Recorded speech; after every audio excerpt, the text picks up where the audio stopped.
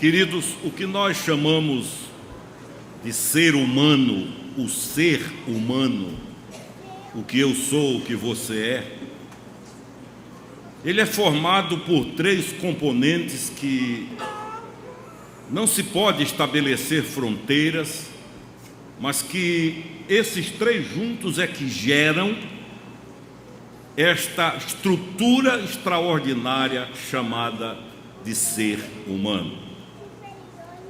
Nós somos um corpo visível, tangível, mensurável, que transforma em história, no tempo e no espaço, o que somos na verdade lá dentro. O corpo é o meio, é a mídia, é o veículo pelo qual o coração, a mente se tornam conhecidos e as nossas intenções de vida se transformam em realidade na história concreta. O espírito é o que eu sou em última instância. A palavra espírito, ela tanto no Antigo como no Novo Testamento tem a ver com sopro, com vento. É por isso que o corpo sem o espírito é morto.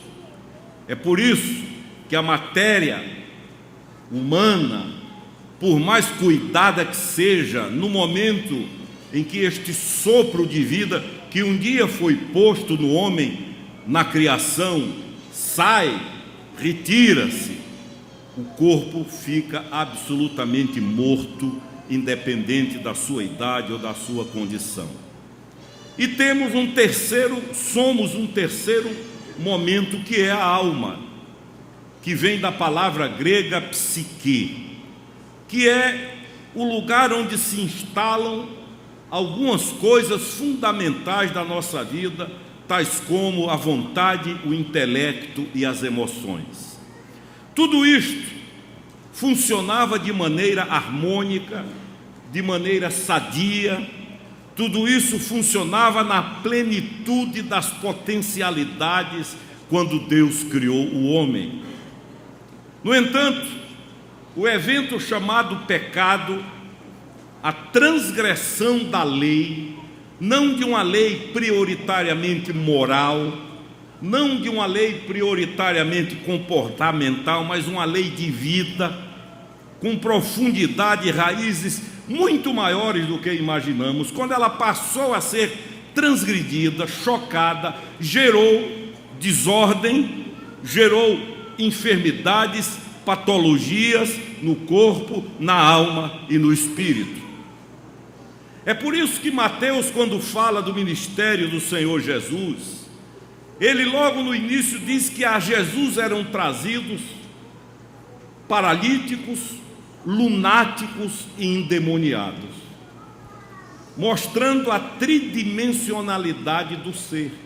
Os paralíticos, que eram os portadores das enfermidades físicas, os possessos, que eram o grau último, final das doenças espirituais, e os lunáticos, que ao pé da letra significa os que viviam no mundo da lua, uma expressão popular para aqueles que viviam em outra realidade, um existencial além da realidade, que vivia uma espécie de esquizofrenia. Esses eram trazidos a Jesus.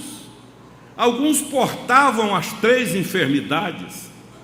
Uma das razões pelas quais eu gosto do ministério de cura e libertação, da reconciliação, é porque naquele dia essas dimensionalidades são abordadas de forma igual.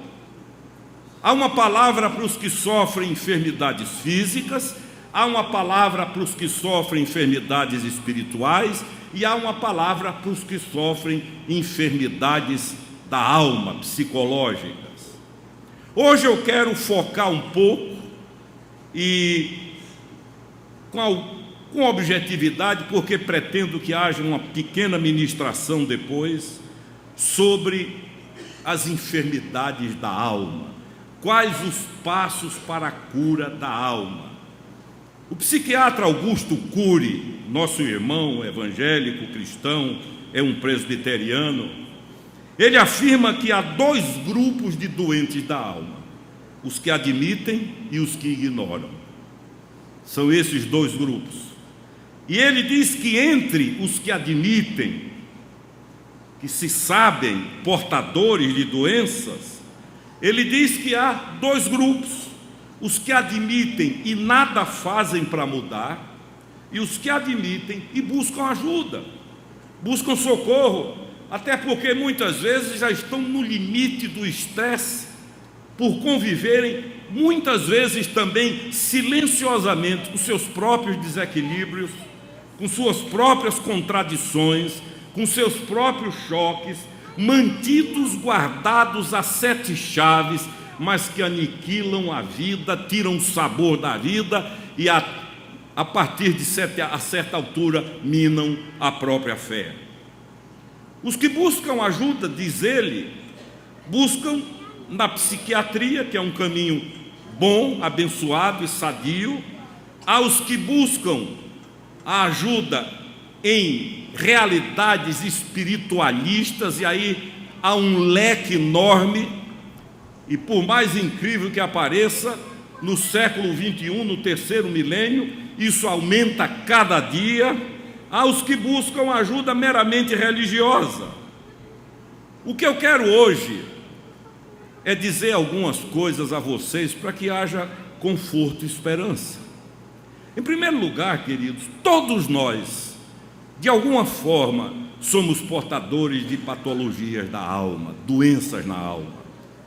A Bíblia cita homens de Deus que viveram suas agonias. Elias, que viveu uma depressão, que despertou uma autopiedade, que descambou para uma autoexclusividade, onde ele se via absolutamente referencial para os outros e não para si. A Bíblia cita Davi, que viveu momentos escondido em cavernas.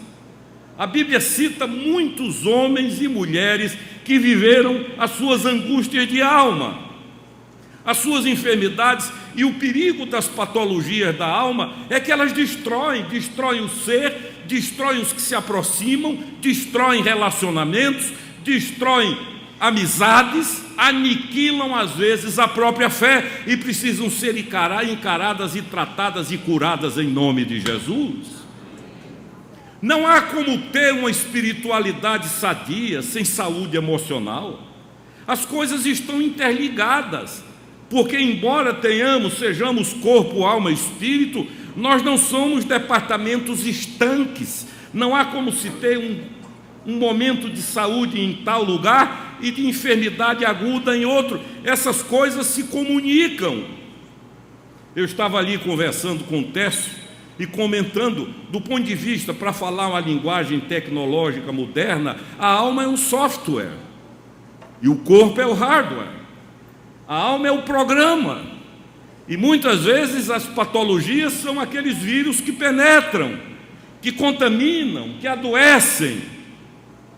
E há muitas pessoas que por fora, na aparência, na imagem, são sadias, mas às vezes ali escondidas estão doenças perigosas para ela e para os que com ela convivem. Eu já cansei de receber em gabinete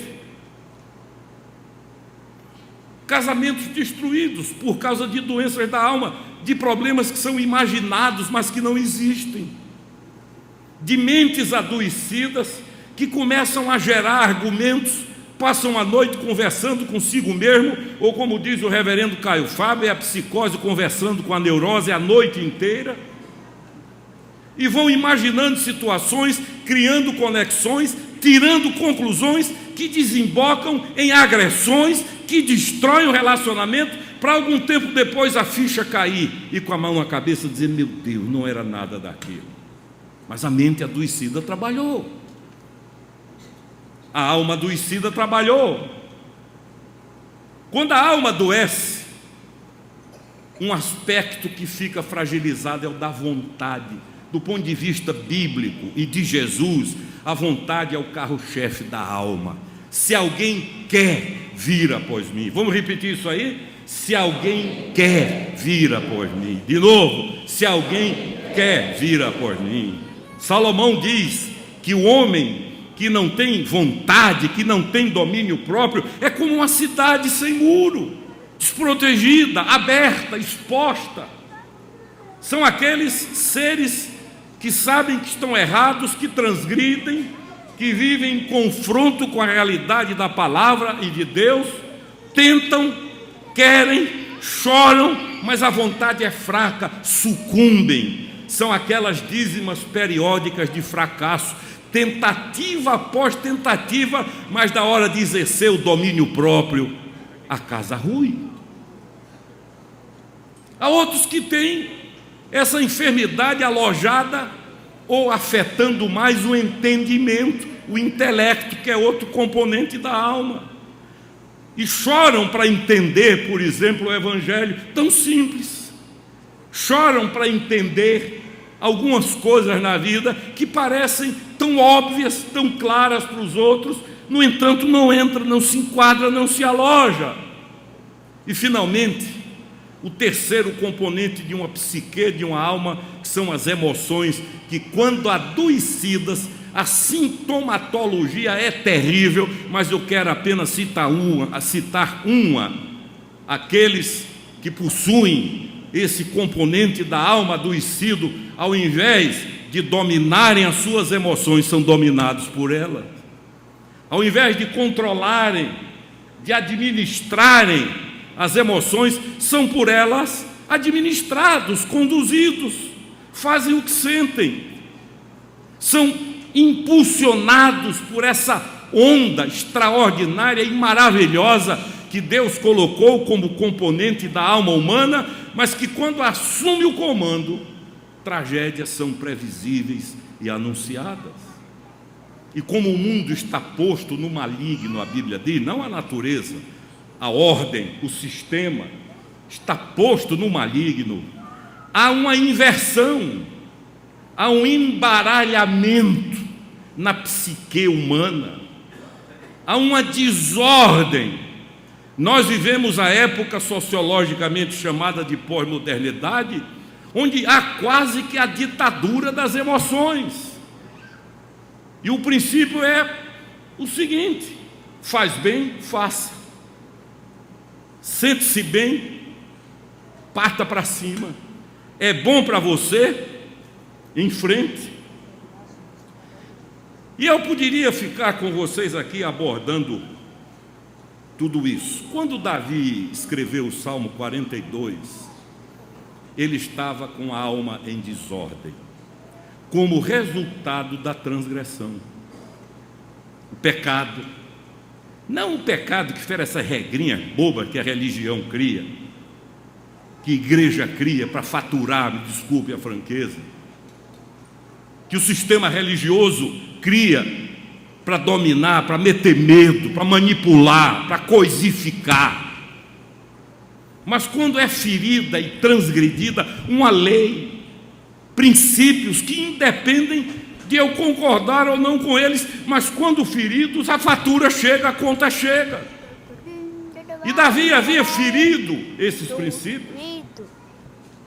Quando um princípio de Deus é ferido, não há uma cobrança, digamos assim, para usar uma linguagem nossa, a conta não chega imediatamente, ela vem depois, mas vem.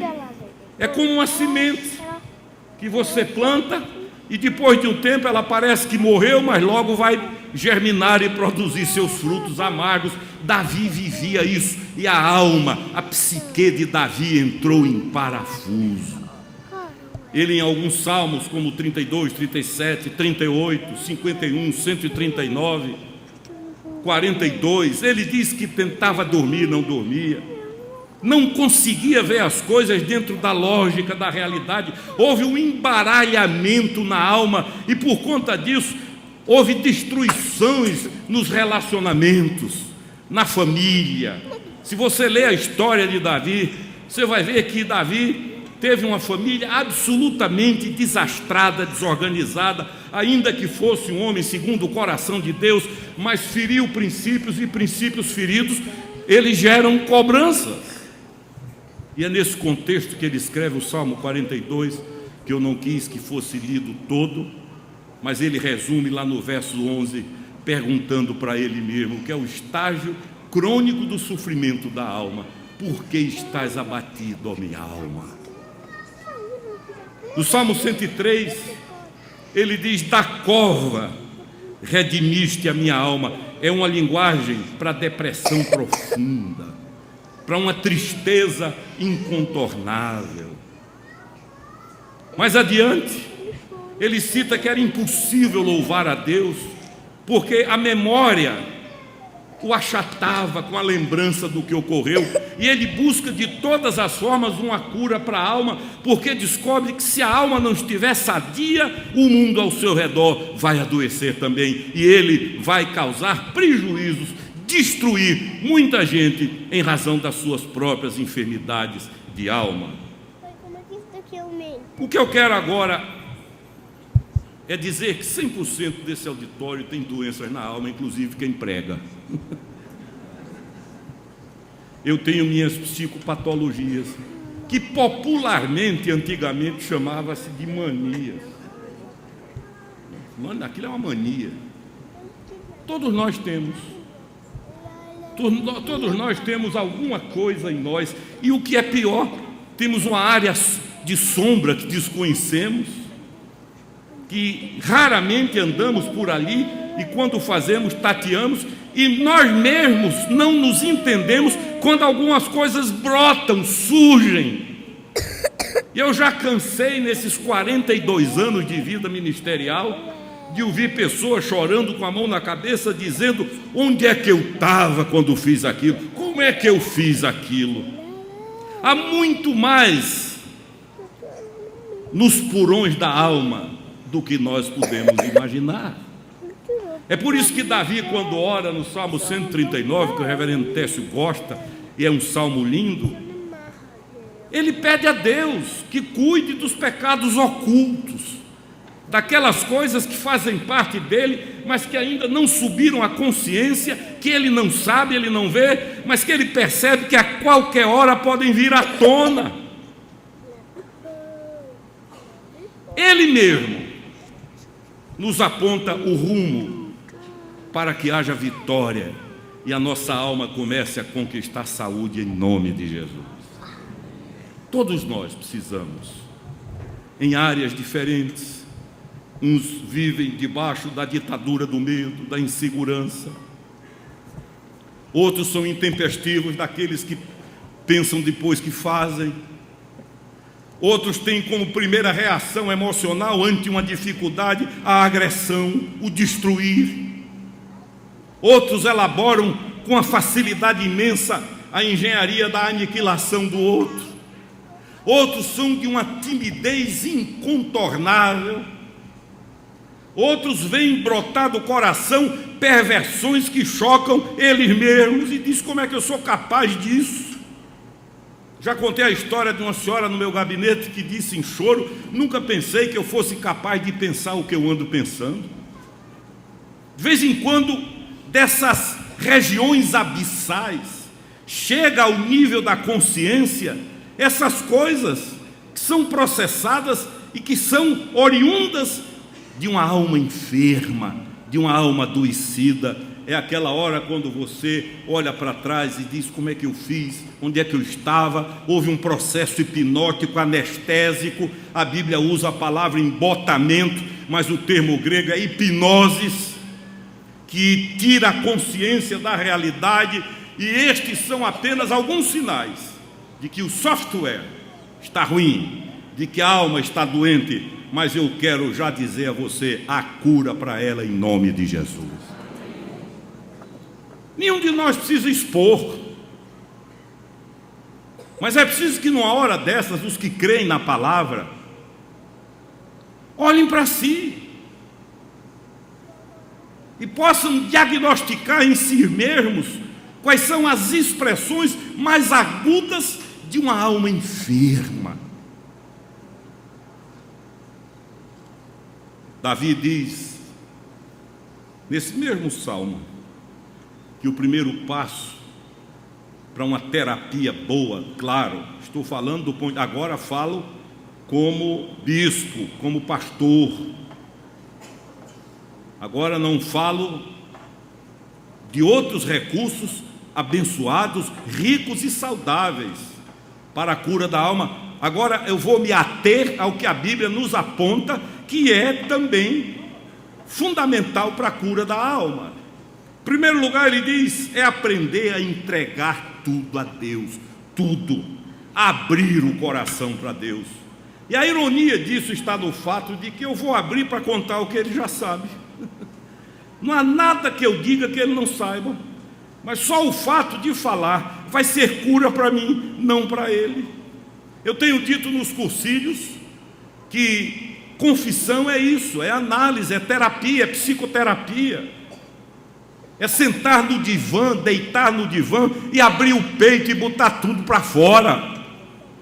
É entregar a Deus, é dizer o que ele já sabe: Senhor, eu sou isso. Caio conta que quando converteu-se em Manaus, em 1973, depois de uma vida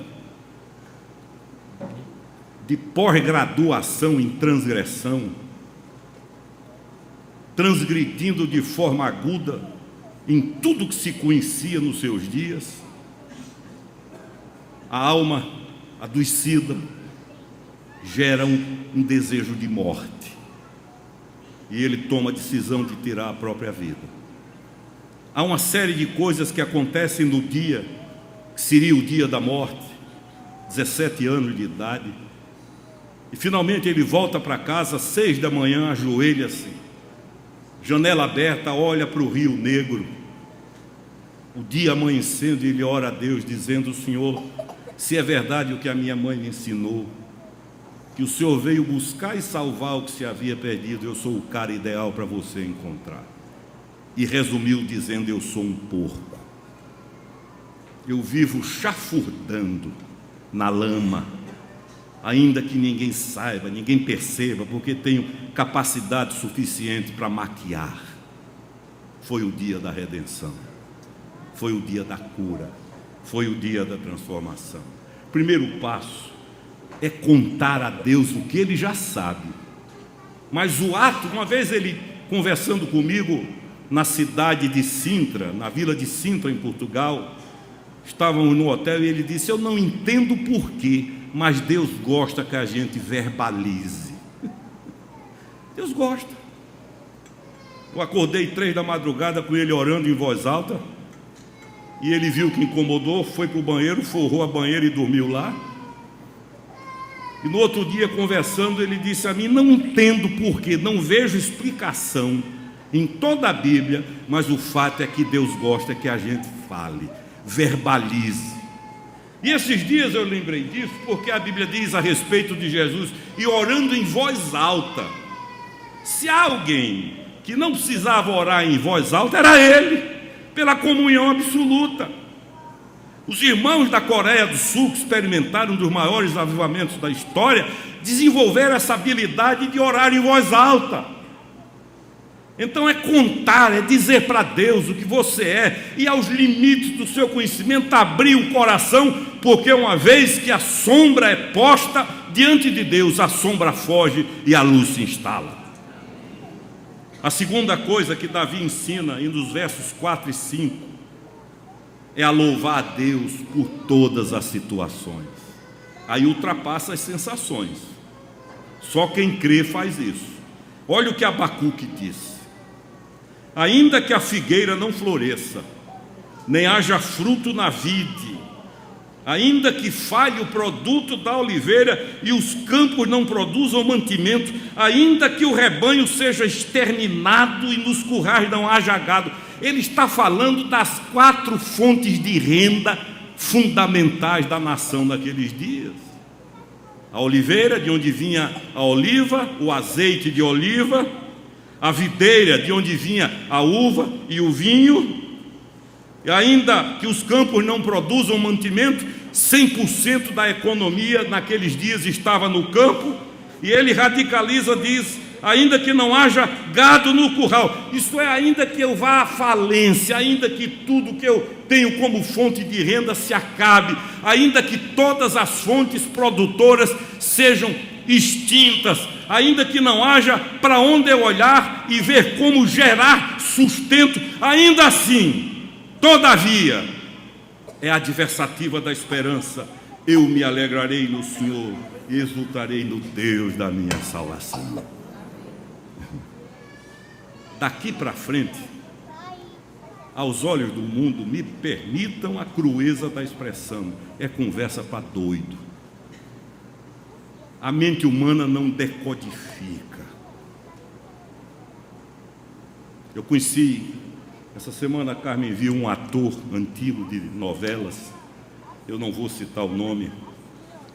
Eu lembro que eu conheci esse rapaz na juventude, lá no Rio, pai um dos homens mais ricos da cidade, dono de um estaleiro. Simplesmente um dia pulou do prédio, matou-se e deixou uma carta. E o próprio filho nos contou. Estava cometendo aquele ato porque tinha medo de ficar pobre. Medo.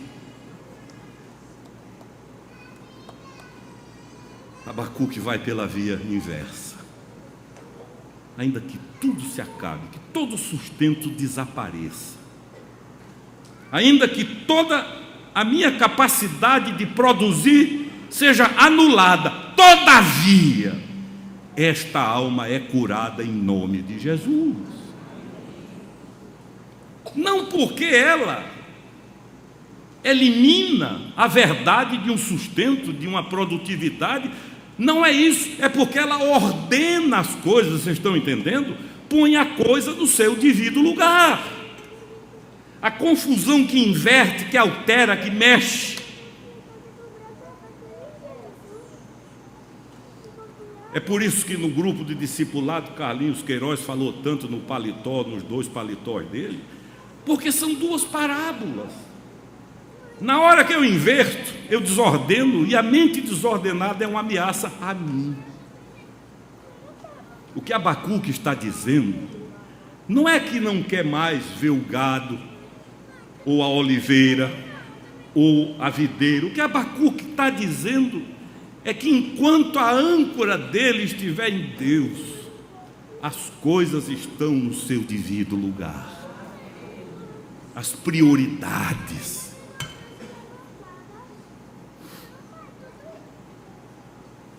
E ele termina dizendo: o Senhor Deus é a minha força. Ele fará os meus pés como da corça e me fará andar sobre os lugares mais altos. Amém.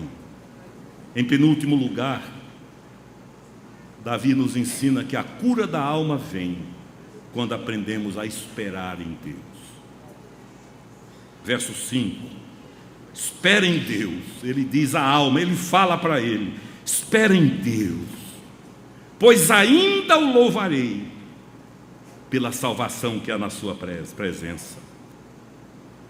Quando todas as seguranças ruírem, quando todos os terrenos se tornarem pantanosos, há uma rocha que não muda.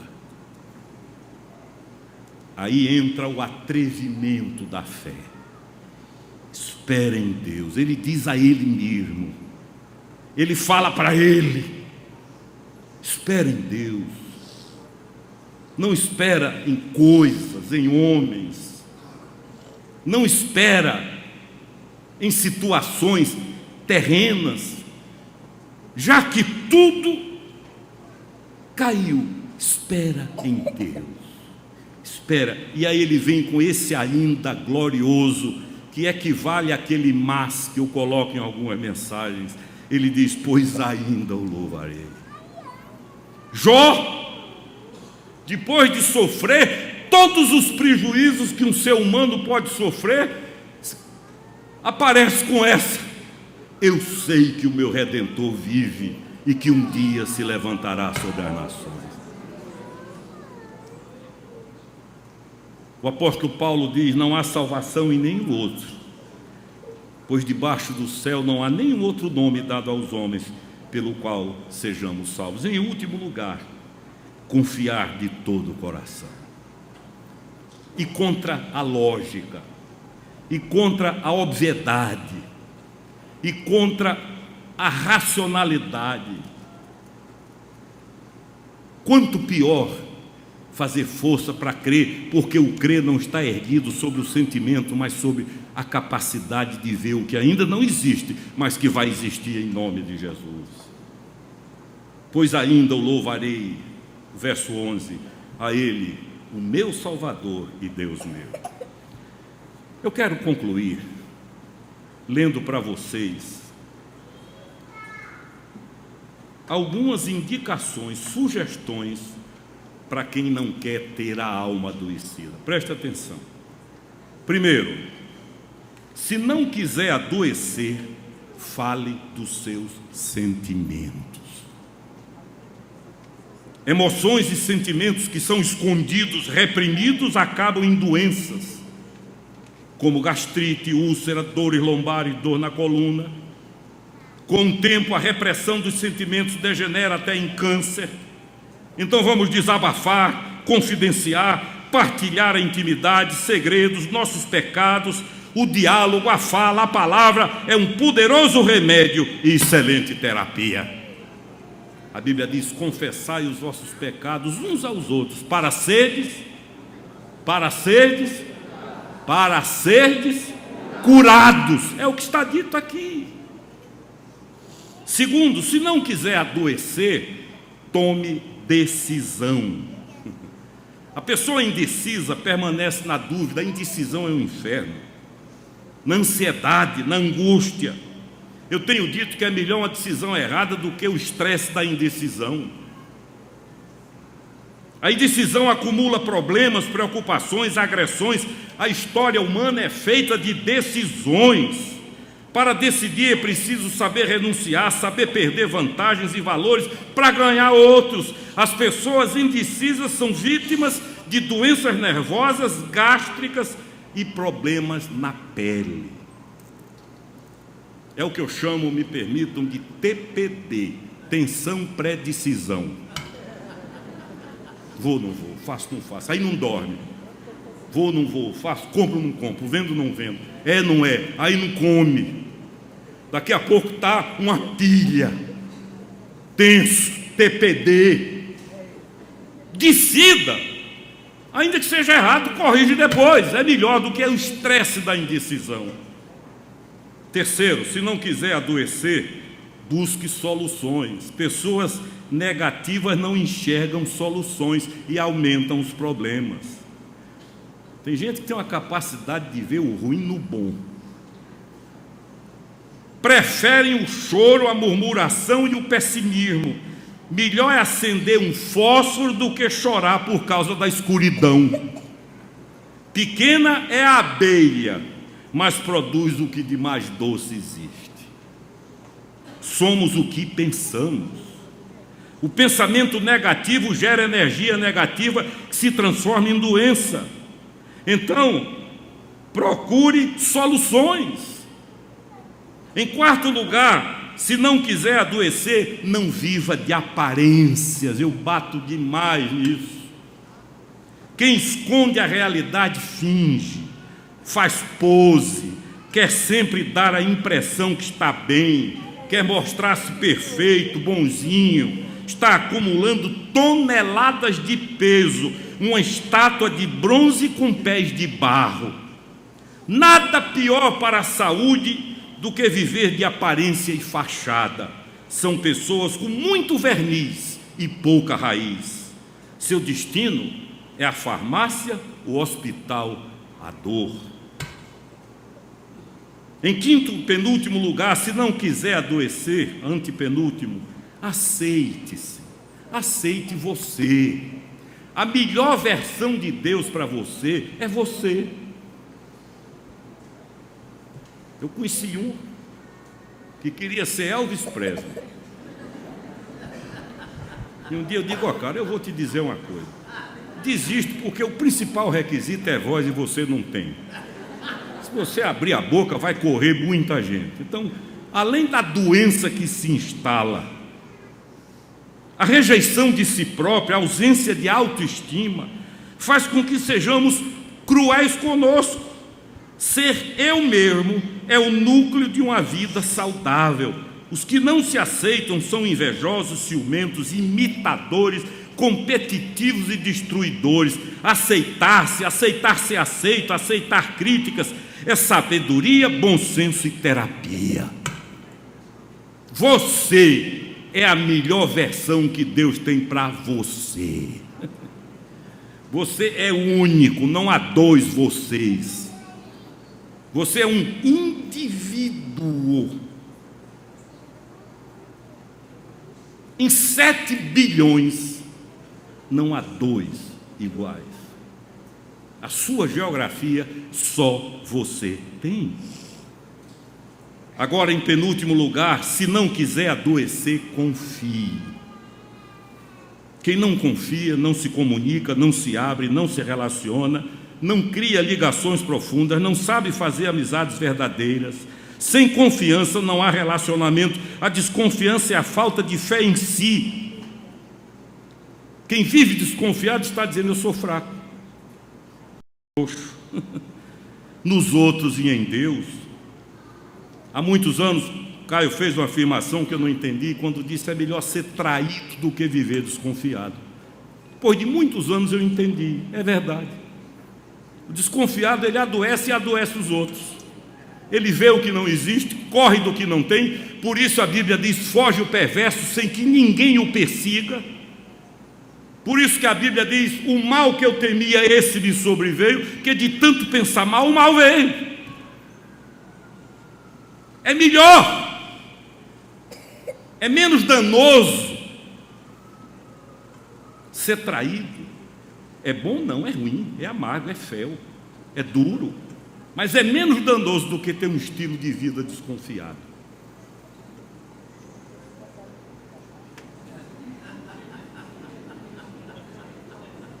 Já contei que uma vez eu sentei na Ferreira Costa, a Carmen ia fazer compra, e lá tem um cafezinho que para mim basta. Estava lá tomando meu café, passou um senhor, olhou para mim assim, depois voltou, olhou de novo, eu já me armei. Como diz Dom Paulo, minha praia é outra, né? Mas foi um pecado que eu julguei. Finalmente ele parou e disse: o senhor é o pastor Alexandre Ximenes? Eu disse: sou. Dá para conversar um pouquinho? Eu digo: claro, sente aqui, enquanto minha mulher está aí dentro, a gente conversa. E ele me veio com a seguinte história. Ele disse: eu acho que minha esposa está me traindo. Eu digo: é, o senhor acha? Acho. Tem certeza? Ele disse: mais ou menos. E me contou a seguinte história. Ele disse: eu mandei grampear todos os telefones de casa, celulares, durante 30 dias. Eu disse: pegou o quê? Ele disse: nada ainda. Eu digo: então você é que precisa de psiquiatra. Vá para um médico, enquanto você vai destruir seu casamento. Além de ser uma meninice sem tamanho, vivendo com esse inferno na cabeça. Meu amigo, você já vive a anticâmara do inferno. Confie. É melhor o prejuízo por confiar do que a tragédia da desconfiança. Finalizando, se não quiser adoecer, não viva sempre triste. Eu tenho dito, mau humor é do diabo. O bom humor, a risada, o lazer, a alegria recuperam a saúde e trazem vida longa. A pessoa alegre tem o dom de alegrar o ambiente em que vive. O bom humor nos salva das mãos do doutor. A alegria é saúde e terapia. Vitor Hugo disse: a gargalhada arranca o inverno do rosto, da face. Você concorda com tudo isso? Diga amém. Amém. Sabe quem foi que disse tudo isso? Foi um pastor? Não, foi um bispo pior. Foi o doutor Drauzio Varela. Tudo que aqui foi dito tem fundamento científico. E nada do que aqui foi dito deixa de estar na Bíblia. Bendito seja o nome do Senhor. Por isso que a palavra é saúde, Você não precisa estar correndo atrás de curandeiro, disso, daquilo, outro. Pega a sua Bíblia e leia. Encha a mente. A palavra de Deus cura, liberta, transforma. Nós vamos cantar um louvor. E eu gostaria que nós orássemos por aqueles que nessa manhã dizem: eu preciso de cura para minha alma. Preciso dizer o que é. Porque 100% desse auditório tem problemas que precisam ser curados na alma. Quero cura. Tem gente que já está cansada de si mesma, já não se suporta, já não aguenta a própria pessoa. Gente que não precisa que ninguém persiga, ameace. Pela fé, eu afirmo, vai ser curada em nome de Jesus. Quanto nós cantamos esse louvor, porque não há remédio melhor do que o sopro do Espírito Santo. Onde ele passa, onde ele areja, o lodo da enfermidade sai. A verdade se instala. O Senhor Jesus diz: conhecereis a verdade, e a verdade vos libertará. Algemas são quebradas, grilhões são rompidos, correntes partidas. Santifica-os na verdade, a tua palavra é a verdade. Os que quiserem nessa manhã dar esse passo, você se conhece, querido. Eu vou pedir que onde estiverem, fiquem em pé, e nós vamos cantar, e depois vamos orar, em nome de Jesus.